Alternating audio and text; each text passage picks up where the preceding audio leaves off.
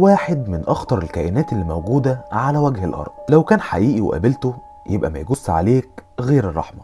اكسبلور، ويلا نبدأ. الثعلو او الثعلوة كائن غريب جدا ومرعب، وحجمه بحجم عربية صغيرة. شكل الكائن ده شبه الكلب، وبعض الناس اللي شافوه قدروا يوصفوه. بيقولوا انه كائن نحيف جدا، وايده الاتنين اطول من جسمه، وكمان بيمشي على رجلين زي البني ادمين. وبيقال ان الكائن ده نتاج عن تزاوج كلب وذئب، ولكن داخل في الموضوع الجن. يعني الجن طرف في العلاقة، وده بيحصل لما بيكون متلبس بالكلب او بالذئب، او ممكن يكون هو اللي متشكل في شكل الكلب او الذئب، وعلشان كده بينتج الكائن المرعب ده. والمرعب انه بيقال ان بيقدر يتسلق المباني وتتفاجئ بيه معاك في قلب بيتك. وساعتها لو ده حصل فعلا فمش هنقدر نقول عليك غير الله يرحمك، لانك مش هتقدر حتى تدافع عن نفسك، لان انيابه الطويله جدا البارزه من بقه ومخالبه هيخلصوا عليك في ثواني معدوده. والغريب انه بيقال ان الكائن ده قدروا فعلا يشوفوه في قلب الصحراء. ولكن السؤال هنا، هل هو فعلا موجود